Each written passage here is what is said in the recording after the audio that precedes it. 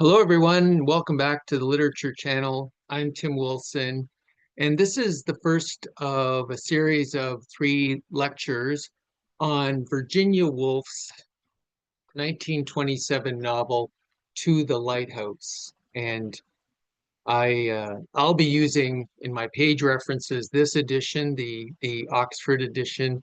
Obviously, you can use other editions when you're reading it yourself, and I hope you do. Um, I think To the Lighthouse is maybe the most beautiful 20th century novel, and Virginia Woolf is maybe the best 20th century literary author in my opinion. And this is for her, I think, a deeply personal novel, and we'll explore a bit about that in terms of in what ways it could be thought of as a personal novel.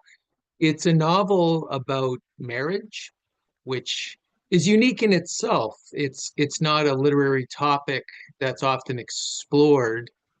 For instance, in Shakespeare, we don't see married couples. We see, or very seldom do we see them, at least married couples where it's working out.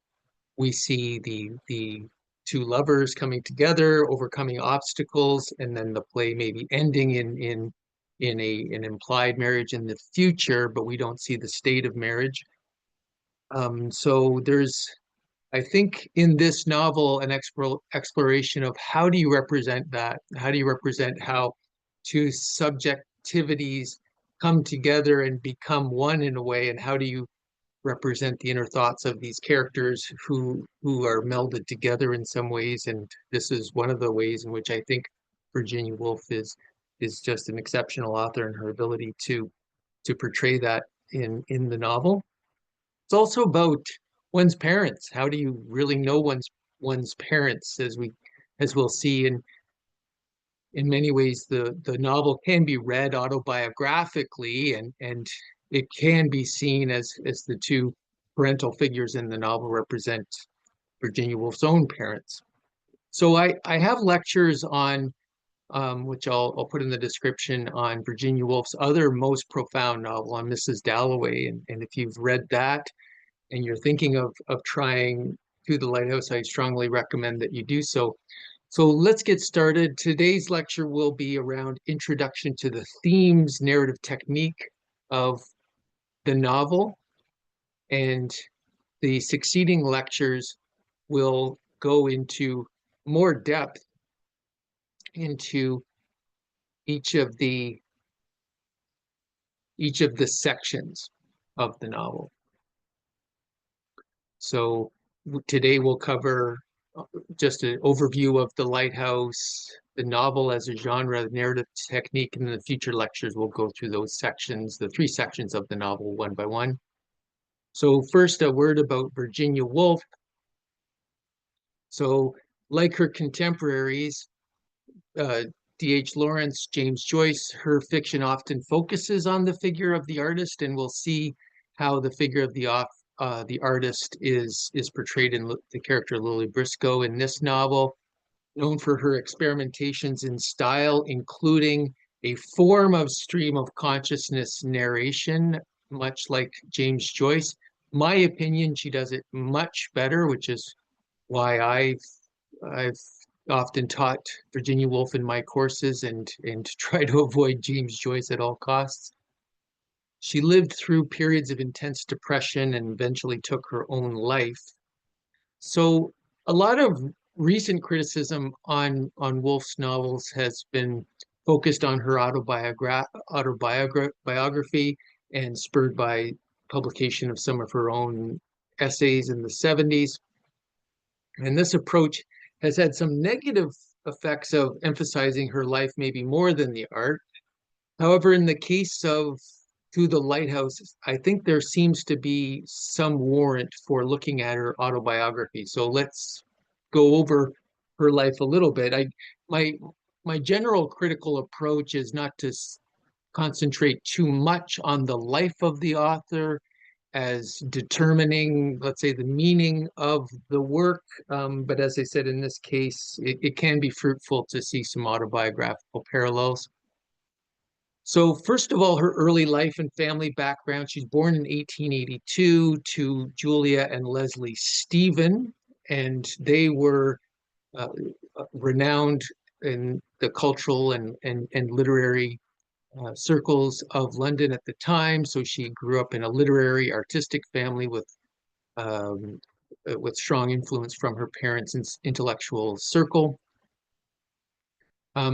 In terms of her education, though, she lacked formal education, which was a source of frustration that fueled her feminism. And we'll mention a little bit later in one of the later lectures how her famous feminist manifesto that maybe she's most known for today, A Room of One's Own, comes out of a bit of that frustration of not maybe being afforded the type of education and opportunities that she would have had if she were a male.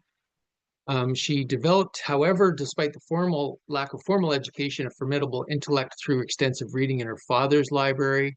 She had personal struggles and mental health issues, faced multiple personal tragedies, including the loss of her mother at a young age, her father, siblings, endured sexual abuse from half brother, and struggled with mental health issues throughout her life. She was married to Leonard Woolf in 1912, and they co-founded the Hogarth Press, which was a very, let's say, crucial press in early modernist literature in publishing modernist works, including her own novel, The Voyage Out, in 1915. Her major novels, despite, people can emphasize, let's say, her tragedies and her battle with mental health issues. However, she was a prolific author and produced a great literary output, known for her outstanding novels, Mrs. Dalloway, which I mentioned, to The Lighthouse, Orlando, The Waves, and of course, A Room of One's Own. And uh, she continued to write despite, in her later years, despite ongoing mental health struggles, and died eventually of suicide in 1941. So let's go through an overview of basic basic events of To the Lighthouse. And the basic events, there's not much to describe. There are not many events. It's mostly the exploration of individual characters' responses to occurrences in this at this summer home. So it explores the lives and relationships of the Ramsay family during their visits to their summer home on the Isle of Skye in Scotland. And the novel is divided into three parts. So the first part, The Window, begins with the Ramsay family and their guests at this large summer house, and focuses on the interaction and inner thoughts of the characters, particularly Mrs. Ramsay, Mrs. Ramsay is really this incredible creation and incredible portrait by Woolf of one of these people that we should all be so lucky to have in our lives. One of these people that lights up a room, that brings out the best in everyone around them. She's defined by beauty, by grace, by being able to bring forth and bring together the characters, the things around her. And she is, as I say here, a nurturing, unifying presence, as well as Mr. Ramsay, her husband, who's preoccupied with his intellectual pursuits. We do get to see, I think, say a softer edge to him by part three of the novel. The family's plan in this first part to visit the nearby lighthouse is introduced, but weather and circumstances delay the trip. And as I said later, we'll go through in more detail some of this in section one of the window.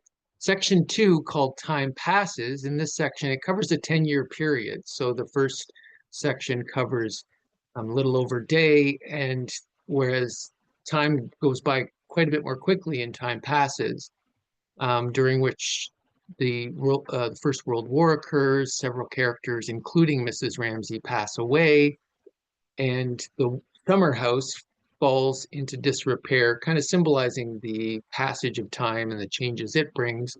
Finally, in the third section, called The Lighthouse, the remaining Ramsay family members, along with some of the original guests, return to the summer house. Mr. Ramsay, along with his children, James and Cam, finally make the long-delayed journey to the lighthouse.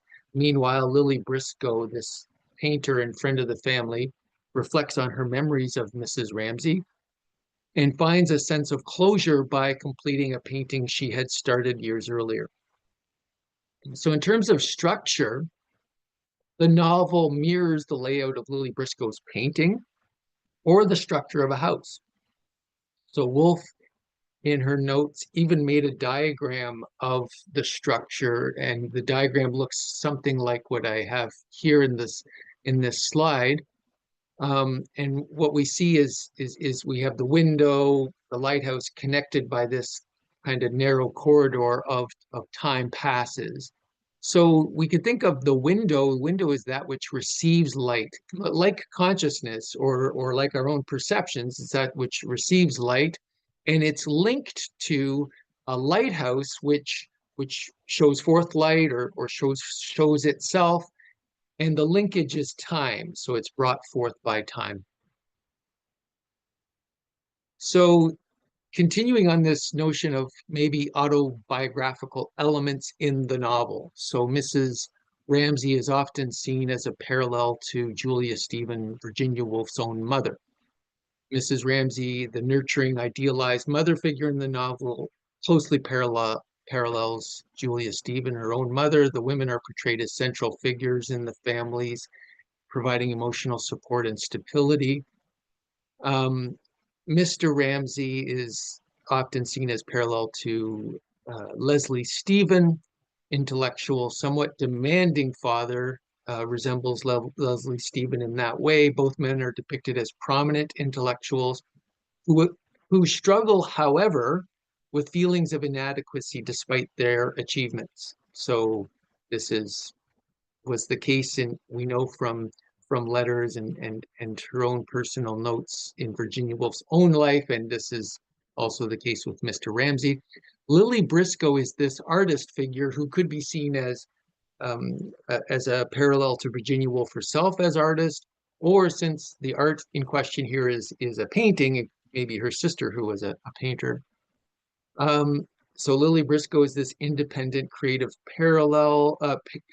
creative painter who's seen as a reflection of Woolf herself, and both women strive for artistic expression and grapple with societal expectations and personal insecurities. So characters will sometimes disparage her art and say, you know, how can a woman be a painter?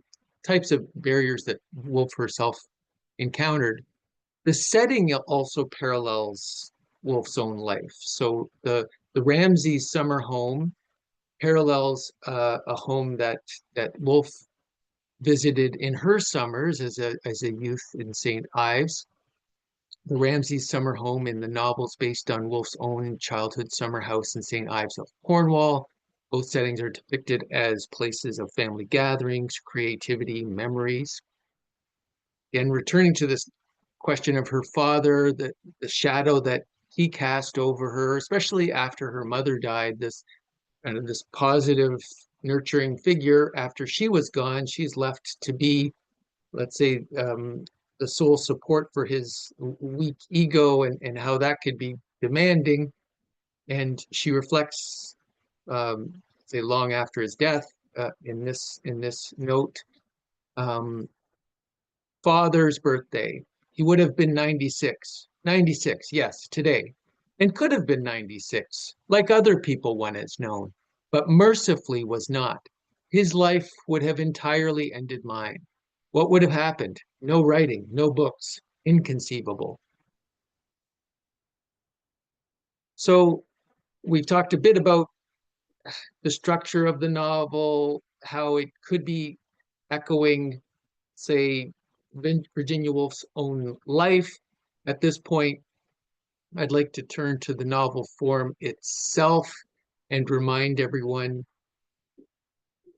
let's say, the distinctions between this as a novel versus other literary forms. Okay, so this is, and maybe some of you have heard me on this diatribe before, but one of the things I often hear is people talking about any book they read as a novel. So Plato, Plato's The Republic is such a great novel, or oh, Shakespeare's Hamlet, I really like that novel. So there are generic distinctions, genre distinctions that people are maybe unaware of. So no, the novel is a relatively recent form, the last few hundred years, whereas these other forms that I have on the slide, for instance, epic, go back thousands of years, drama goes back thousands of years, and what have you.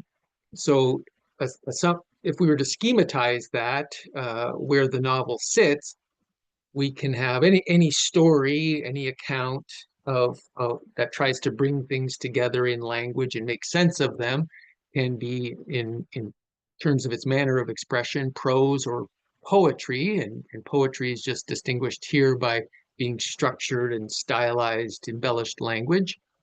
In terms of its content, obviously, a novel is within that prose category.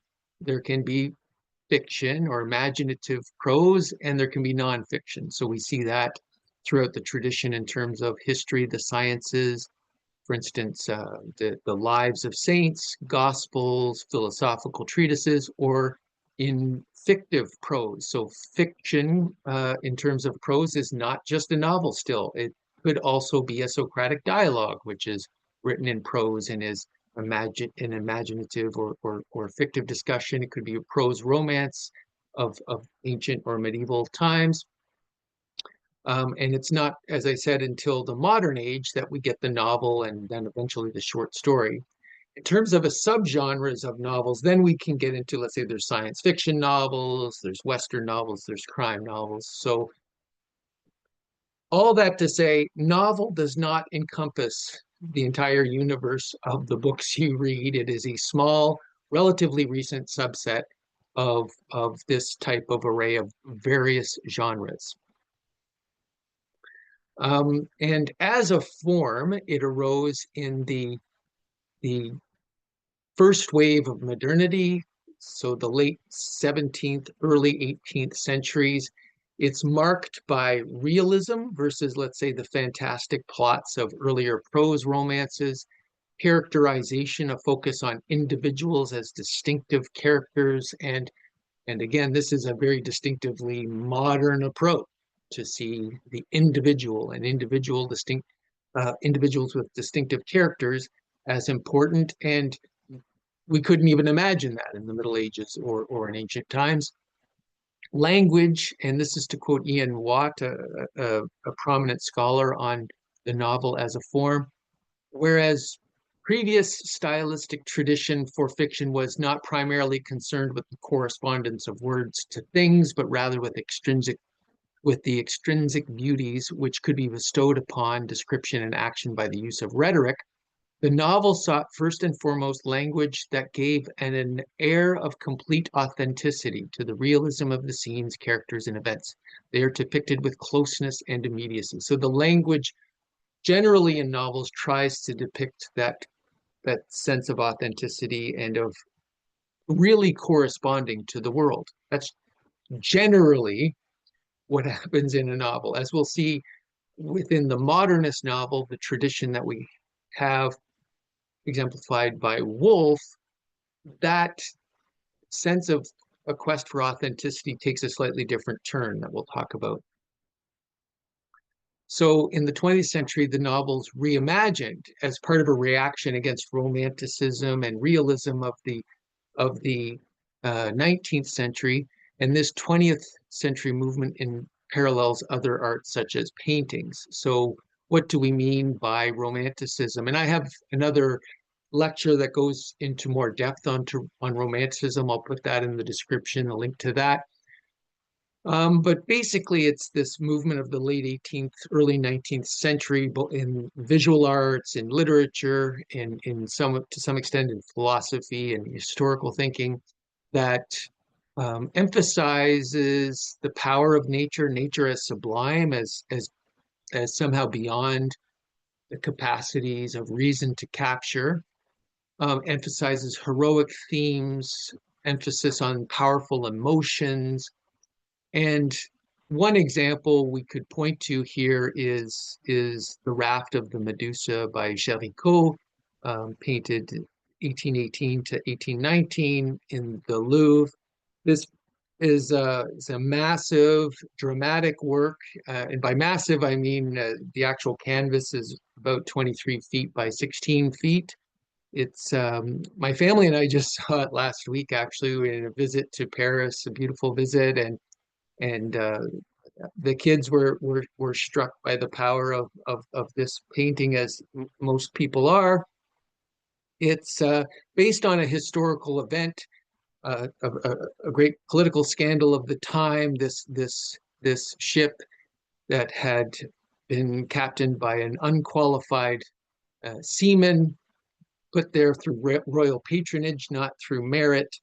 It runs aground, and hundreds of people, 140 or so people, were left to drift on this makeshift raft because there were not enough lifeboats, and the few lifeboats were reserved for the wealthy and officers. And at first they tried to tow this with their lifeboats, this raft, but then eventually, in an immoral act, cut them adrift.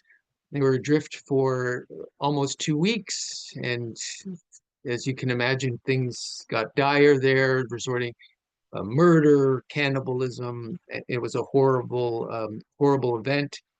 Gericault paints this and exhibits it a couple of years after the event, and you can see in the painting the storm, the fact that the figures are kind of muscular and stylized, despite the fact that they would have been in reality emaciated. What we see is an elevation of the drama and an elevation of reality, not necessarily a faithful depiction of reality, and moving all the same. In literature, maybe not as harrowing an experience, but an example, one example, and I have a lecture on the full poem that I'll link as well. William Wordsworth's Tintern Abbey. This is a small excerpt from that. So here, the speaker in this poem is reflecting on past moments that he has had in this beautiful idyllic landscape. So again, nature, the power of nature beyond reason, and powerful emotions that can connect one to nature. These beauteous forms through a long absence have not been to me, as is a landscape to a blind man's eye, but oft in lonely rooms and mid the din of towns and cities I have owed to them, in hours of weariness, sensations sweet, felt in the blood and felt along the heart, and passing even into my purer mind with tranquil restoration. So here, nature as tranquil and restorative, as opposed to, let's say, the power of nature in its storm and its bloody violence, but still the kind of the overpowering sublimity of nature that exceeds reason. So a little later in the 19th century, um, somewhat in reaction to the exaggerated emotion of Romanticism, uh, there arose, both in the visual arts and in literature, various forms of realism that tried to have slightly more accurate depiction of the world, focus on the ordinary as opposed to, let's say, heroic events, emphasizing social critique. So we're looking at ordinary folks and maybe pointing out how there's maybe social injustice in the fact that they have to lead such harrowing lives. An example here from Jean-François Millet's The Gleaners, painted in 1857, which is housed at the Musée d'Orsay, also in Paris. The kids were all museumed out, so I wasn't able to bring them to the Musée d'Orsay, so I can't tell you how they reacted to this particular painting. However, I've seen it before, and I found it a powerful painting. This painting is of gleaners. So what is a gleaner? They go through a field that's being harvested or has been harvested and pick the remnants. So these people are living off of scraps, literally.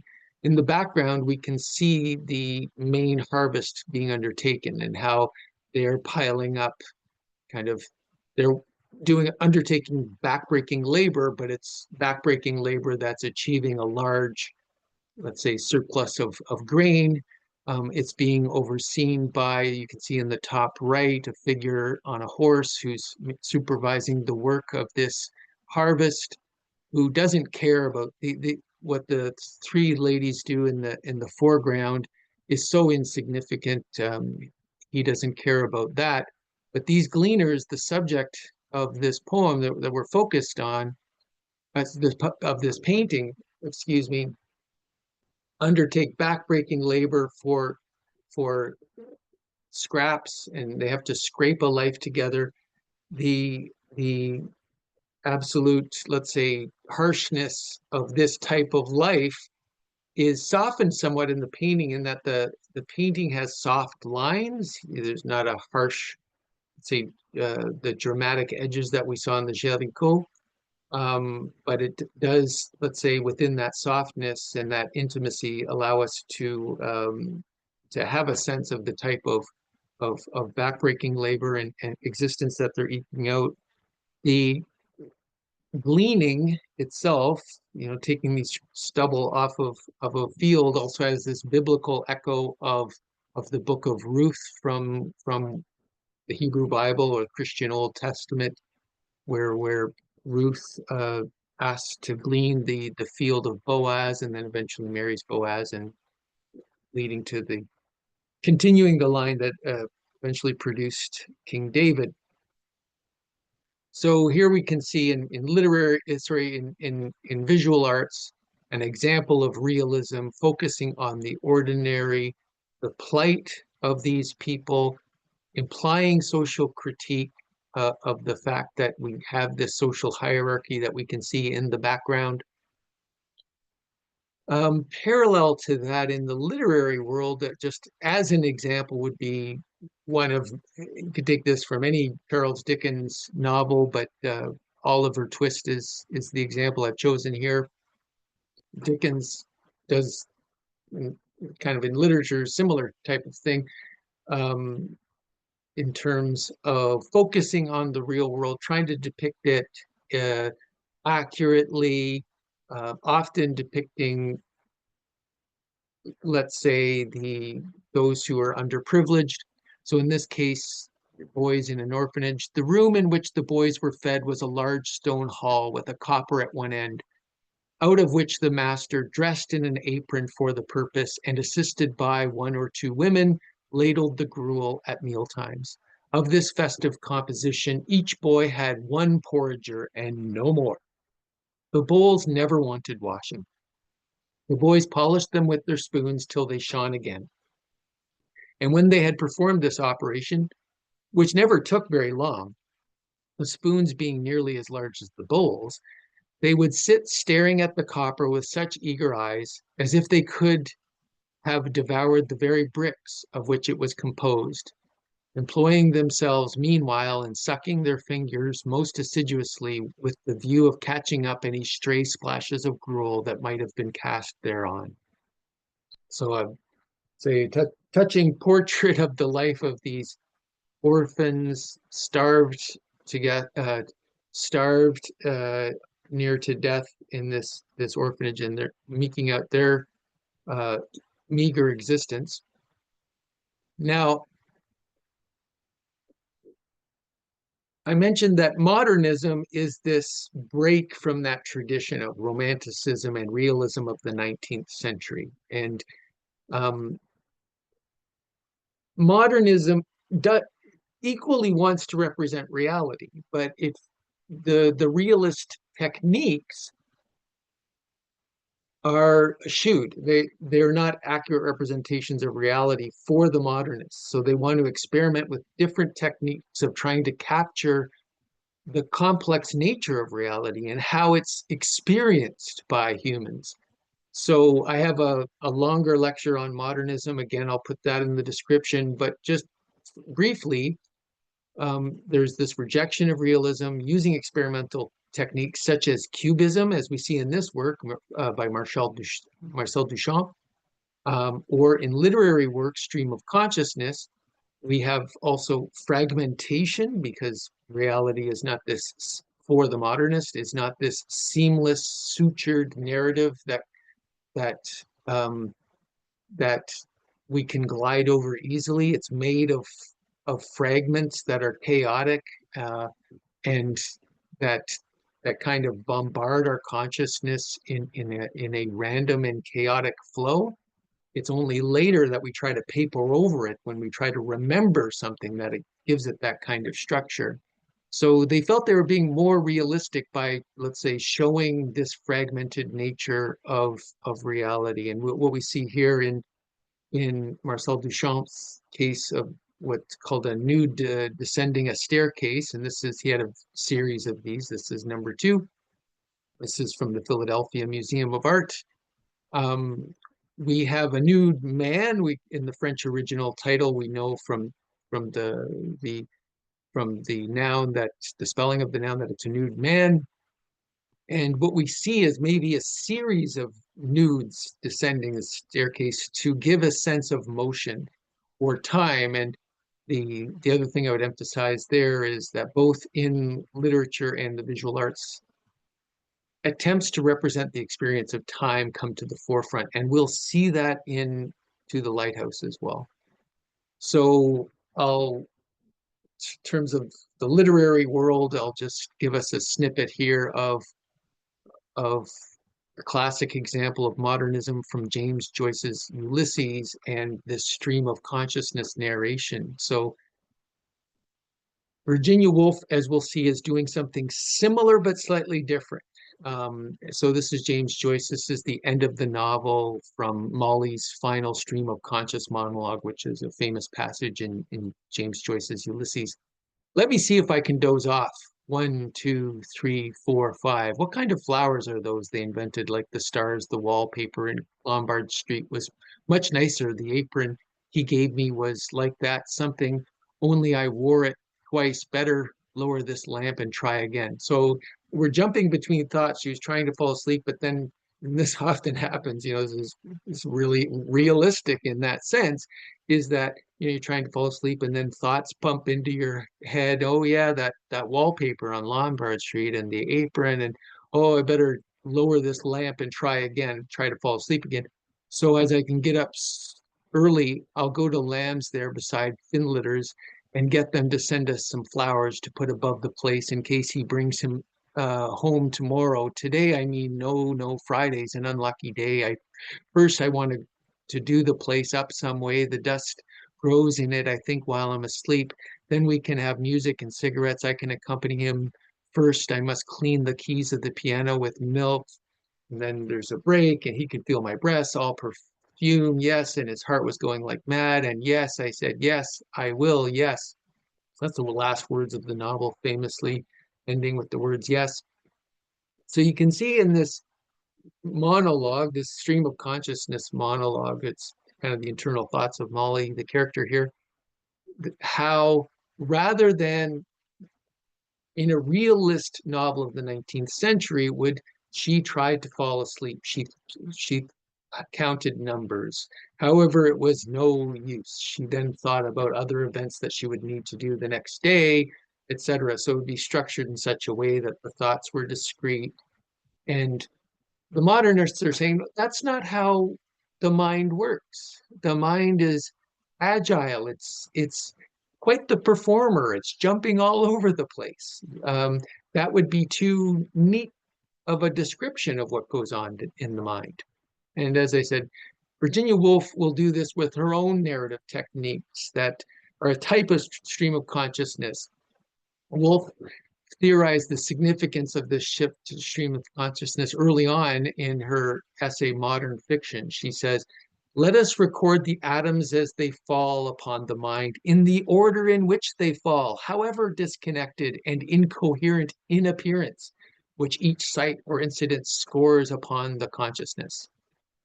So the narration in attempting to record those atoms as they fall is fluid and associative rather than distinguished and structured. And as I said, this is for Woolf and for others a more genuine representation of the phenomenological experience, the phenomenology, or how it feels or how it appears, of thinking, of time. And Woolf's mode of stream of consciousness is through this narrative technique of free indirect discourse. So into the Lighthouse, as in Mrs.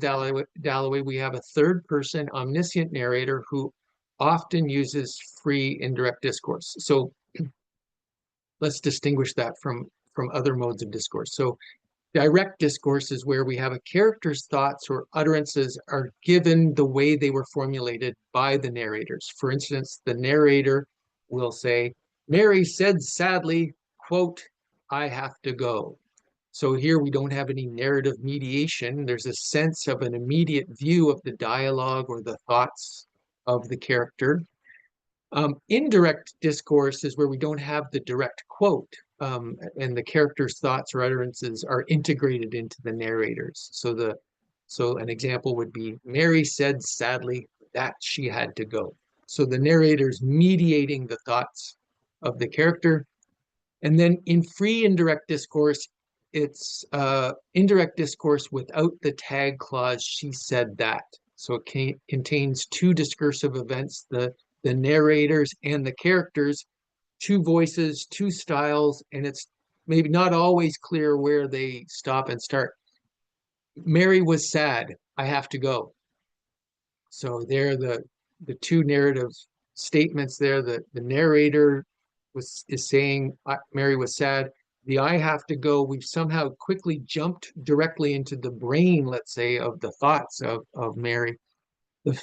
And the effect is the boundary of the narrator and the thoughts and utterances of the character seem to be erased. And this can happen, we can shift from character to character this way as well. And here's an example. So an example from To the Lighthouse. So this is a typical example. I could have chosen a number of these. This is from section 3, and Mr. Ramsay is taking a boat to the lighthouse with his teenage children, James, who's 16, and Cam, 17. They're both upset with the father and have this unspoken pact that they're going to, be silent and give him the silent treatment during the boat ride. And the narrative opens from his perspective, then shifts seamlessly through this free indirect discourse to James, then to Cam. I've added here in square brackets to indicate who it seems to me that is thinking the thoughts or the experiences that are being described. So at first we have the point of view of Mr. Ramsay. She looks frightened. She was so silent. He's observing Cam, his daughter. She was so silent.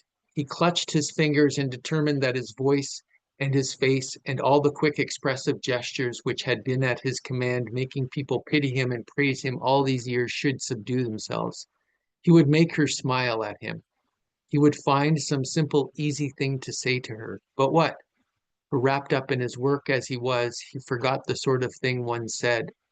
There was a puppy. They had a puppy. Who was looking after the puppy today? He asked. And then as I indicate here, I think we're shifting to James. Yes, thought James pitilessly, seeing his sister's head against the sail. Now she will give away.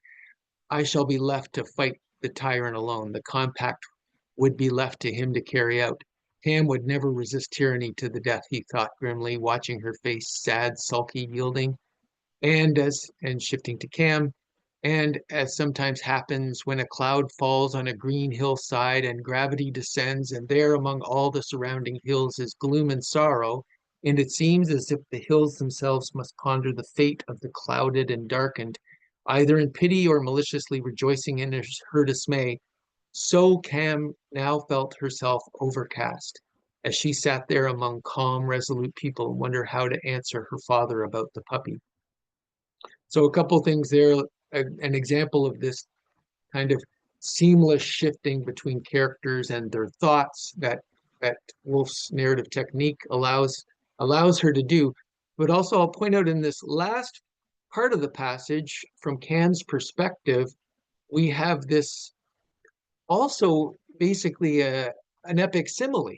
Um, so let's look at, and as sometimes happens when a cloud falls, etc. In this long description, as you'd have in Homer or Virgil, and as sometimes happens when a cloud falls, and then a couple lines, and it seems as if the hills themselves must ponder the fate of the clouded. And then the next line, so Pam now felt herself overcast. So this that structure of an epic simile. If you've seen my lectures on Homer, whether it's I have some lectures on Homer's The Odyssey and the Iliad, where the epic similes really provide the richness of those epics in terms of narrative technique. Woolf is not afraid to reach into the tradition and use those. It's not merely just chaos of random falling bits. This is not Cam's uh, atoms falling as they may. Atoms don't fall. The atoms of thought don't fall randomly and just happen to come out as this beautiful epic simile. This has been highly stylized and beautified and made beautiful by Woolf as author. Um, so one of the effects, again, I have another lecture just on this this notion of the condensation of story time that I'll put in the description. Um, so one of the effects of this shift that we see in the early 20th century is to condense story time. So what is story time? So in uh, a work, there is, in a literary work, there's the time it takes to just, let's say, to read the story, the narrative time, and there's the story time, the amount of time that takes place within the story world. So if I say, the example I always use is, if I say the following story, that a couple are met when they're 20 years old, they fell in love, they got married, they lived together for 65 years, wonderfully happy, and they both died on the same day when they were 85 years old after a rich, long life. So it maybe took 30 seconds to say that story, so that the narrative time, the narration, the time of the narration is about 30 seconds. However, the actual story that was described by that narration, the story time, took 60 years, or 65 years in this case. Um, so what we see in the history of the novel, if we go from, let's say, the first real novel, Robinson Crusoe, back in 1719, to the early 2000s, in this study by Ted Underwood, which I think is absolutely brilliant, Why Literary Time is Measured in Minutes. This was published about 7 years ago now. So he and his team of grad students went through and uh, took these novels and took samples of these pages, and it would take a page of narration, so around 250 words of narration, and sample those and try to estimate about how much story time is covered in that page of narration. And in Robinson Crusoe, the average page would cover about 4.5 days. So he'd be saying, okay, well, last week I had to do a lot of digging up of these posts and re-anchor these posts, and I had to cut down these trees, and that took one day, and then I took another day to do this. So in a page, he can cover about 4.5 days. In Mrs. Dalloway, he didn't do To the Lighthouse, but I think we would, depending on which section we looked at, we looked at the time passes section. That's a little bit more difficult to assess, but the other two sections, what you see is probably what you see in Mrs. Dalloway, that the average page covers about 6 minutes of story time. So we have this condensation of story time. And I'll note that the left-hand the vertical scale is a logarithmic scale, so it's not a linear scale here. So this is a severe drop off in terms of the type of the amount of time, story time, that is narrated in a novel. So you get novels such as James Joyce's Ulysses that takes place in one day, whereas Robinson Crusoe covers 28 years. And there's this kind of lack of the ability of modern literature to expansively represent time because it's focused on these fleeting atoms, and that's the only fragments that we can really grasp onto. Anything larger is fictional, is you're not going to be real, you're going to be fabricating things according to, you know, according to contemporary literary experience. So our experience of novels now is one where we delve into these internal thoughts from kind of moment to moment, and but maybe lose broader connections of significance about the arch of a whole life or the arch of a whole generation, that type of thing.